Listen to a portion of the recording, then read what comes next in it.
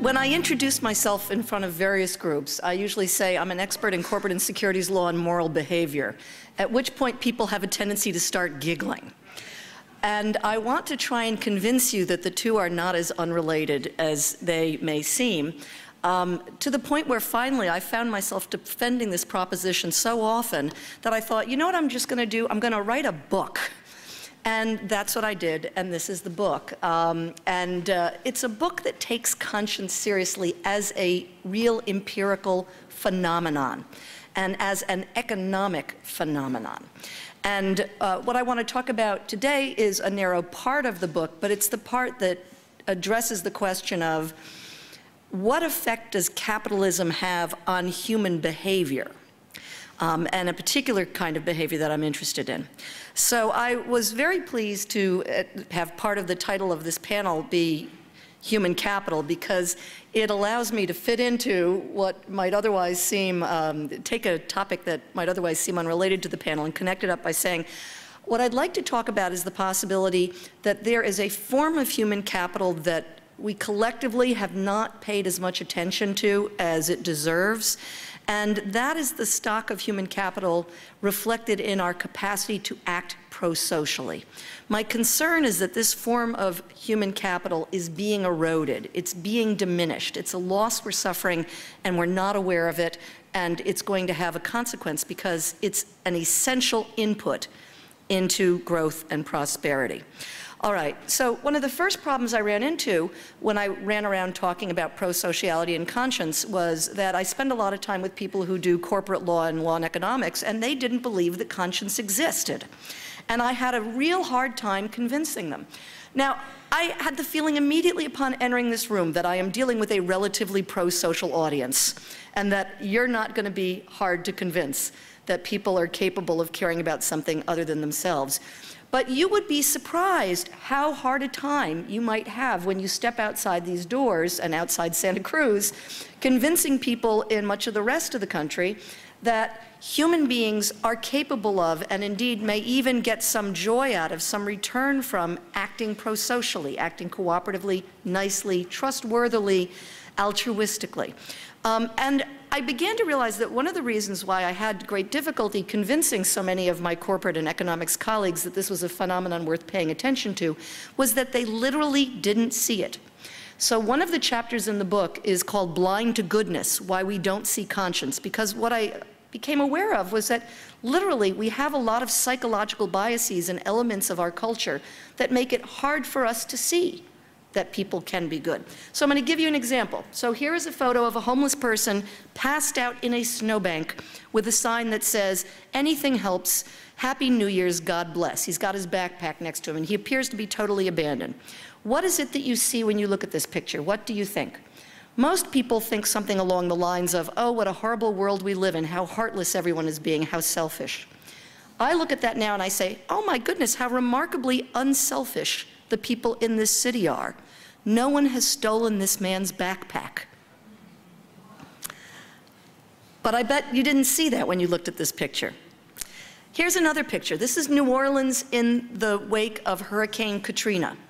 You look at that picture, what do you see? What I see is scores of people not looting.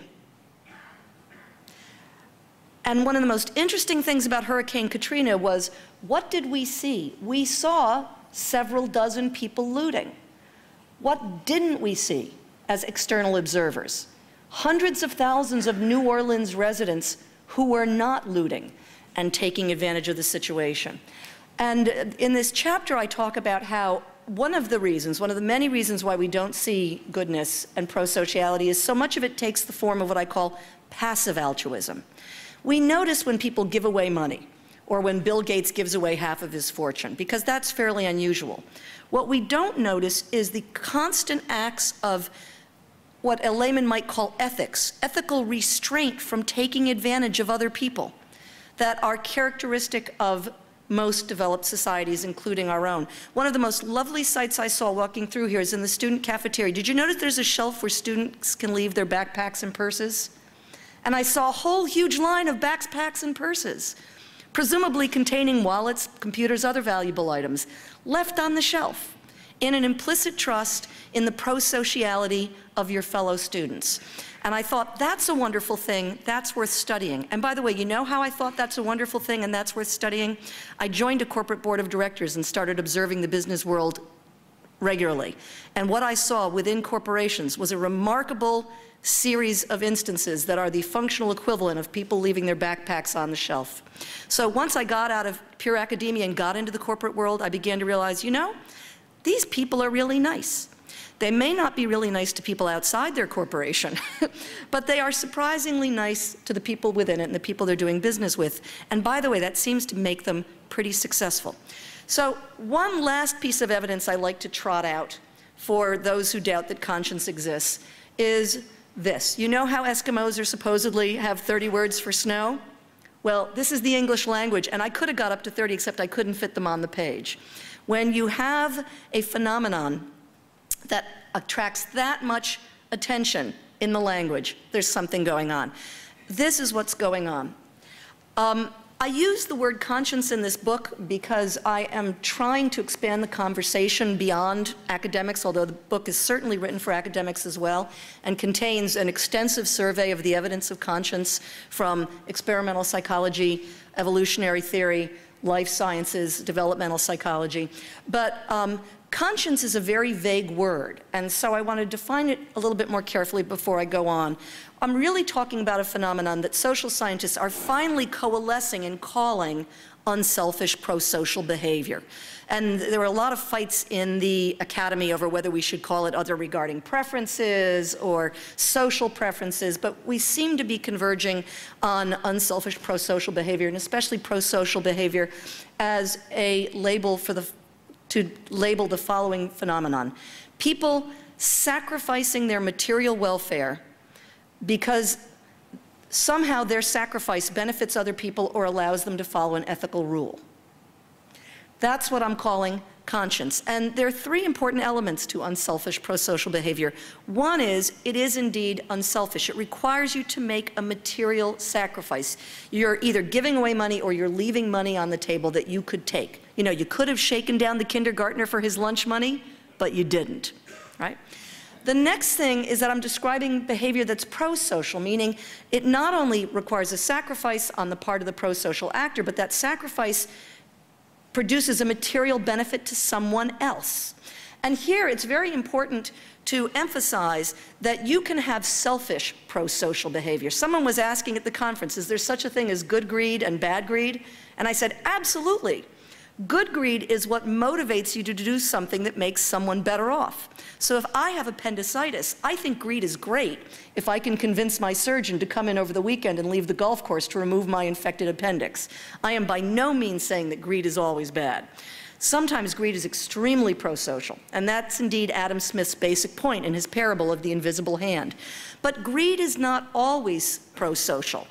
When I shake down kindergartners for money, I'm motivated by greed, but the outcome is not prosocial. When corporations pollute in a way that's more costly than beneficial, that is not prosocial. And so there are times when acting unselfishly, especially showing passive altruism, is highly prosocial. The last word is maybe the most important. We're talking about behavior here.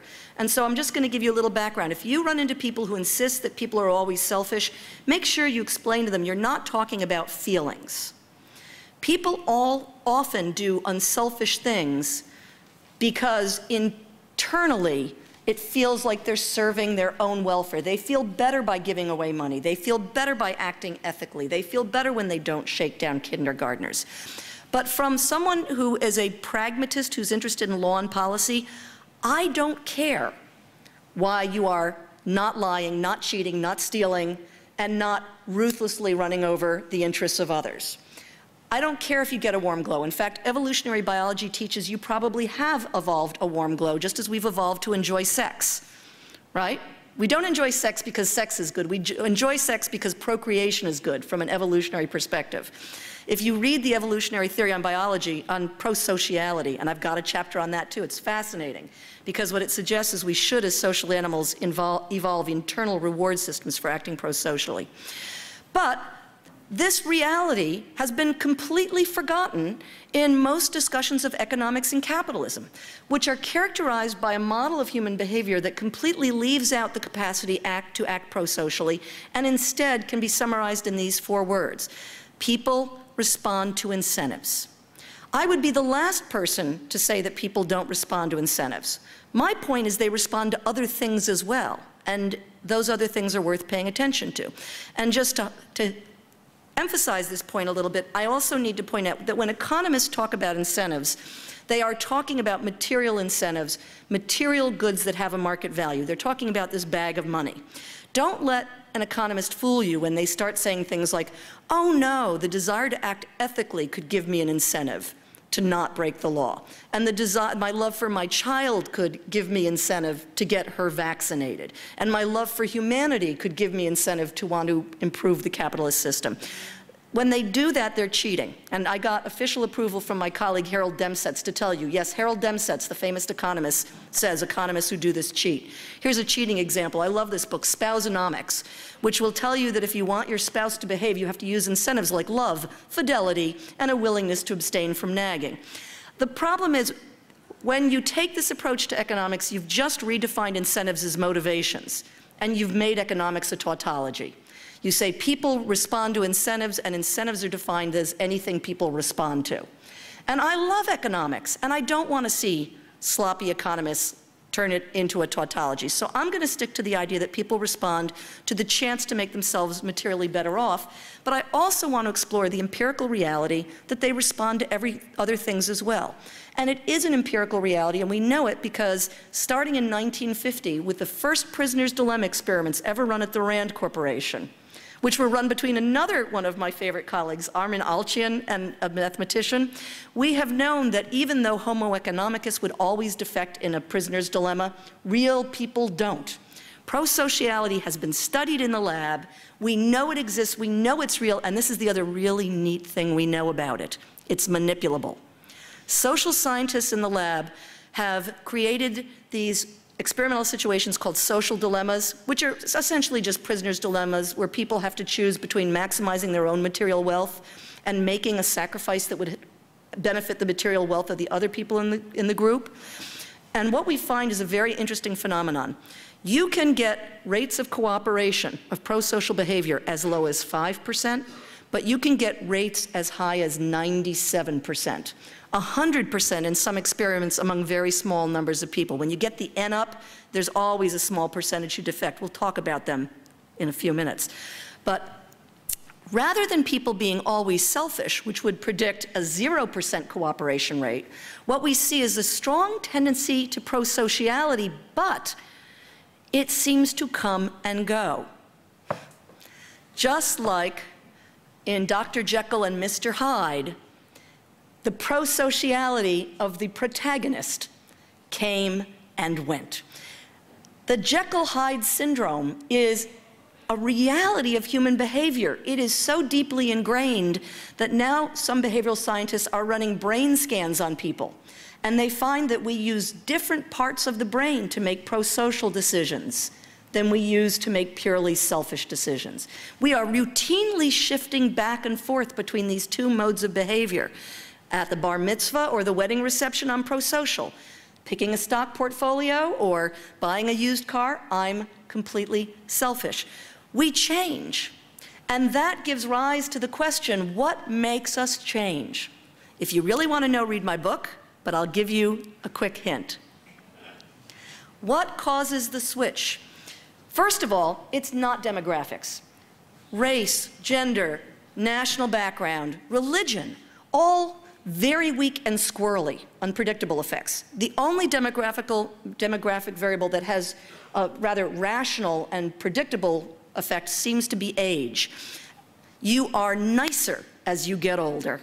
Of course, anybody who is a toddler knows this, right? But the process keeps going until dementia gets you. But as long as you avoid dementia, you will probably become more prosocial with age. But it's very weak.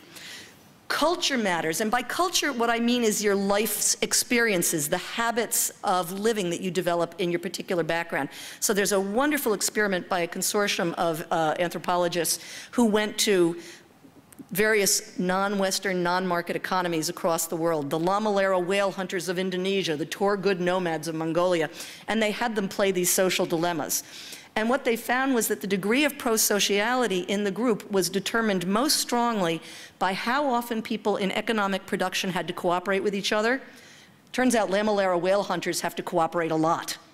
Try landing a whale by yourself. Whereas subsistence farmers were less cooperative, and they also found that participation in anonymous market exchange was very conducive to developing prosociality. But I'm not going to focus on culture in this talk, or not that particular element of it, by which I mean lived experience. A third factor that seems to be pretty important is social distance. Do you feel like the people you're dealing with are members of your so-called in-group, or do you feel that they are out-group members to whom you owe no allegiance and no obligation? That's the bad news. The good news is, at least among Western societies, our conceptions of who's a member of our in-group is extremely flexible and plastic, and basically will include anyone who behaves halfway decently, a lot of favored computers, and our pet chihuahua. So it turns out our ability to treat others prosocially is quite unbounded and quite plastic. But what I want to talk about and emphasize in this particular, what do I have, 10 minutes left, 5 minutes? 6 minutes, is the fourth phenomenon that seems really key, which is social context. Of all of the things that seem to trigger the Dr. Jekyll and Mr. Hyde switch at the moment, the most important is social context, by which I mean not your material interests, but the social signals you pick up from the people around you, especially what I call the big three. So we all know instructions from authority, others' behavior, and the magnitude of benefits to each other. So we all know from Stanley Milgram's days that you can instruct people to hurt others and they will obey you. Here's the good news. You can instruct people to be nice to others. We all know from daily life that people imitate what other people are doing. It turns out that's true not only for bad behavior. Fascinatingly, when you get mass looting, in the arrest afterwards, we often find that many of the people who are arrested had no prior criminal record. They'd never done anything like this before. They're imitating the bad behavior of those around them. Hey, we also imitate good, generous, pro-social, honest, trustworthy, cooperative behavior. Third, empathy. The very blurry image is, well, the clear image is the image of the Good Samaritan. The very blurry image is the image of Binti Jua, a gorilla at the Chicago Zoo, who, when a 3-year-old fell 14 feet into her gorilla enclosure, gently picked up the child and carried him. By the way, the kid's fine. He looks like he's in bad shape there, and he was knocked unconscious. The gorilla gently picked up the child and carried him to the door where the zookeepers were waiting and passed the child over. Empathy is very well understood and studied in psychology. You find it in lots of animals other than humans, suggesting, again, go back to the evolution chapter, there are actually very strong group benefits to developing empathy. And it's highly relevant to pro-social behavior. If I'm in a rush, I may not stop to give directions to somebody. I might say I have to go give my talk. But if they didn't want directions but instead fell down next to me with an epileptic fit, you know I would stop. So the bigger the benefit to other people, the more willing we are to sacrifice to accomplish that benefit. But what the social science also tells us is that prosociality only works when it has breathing room. You can set up a social context that is totally supportive of prosocial behavior, and if the personal gains from acting selfishly become too great, as when you have a serious nicotine Jones, even prosocial people will act selfishly. And keep this guy in mind.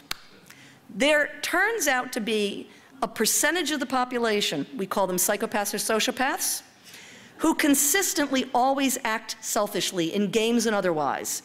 And their brains are actually wired differently, where most of us get a brief, get a lighting up of the reward centers when we cooperate with other people.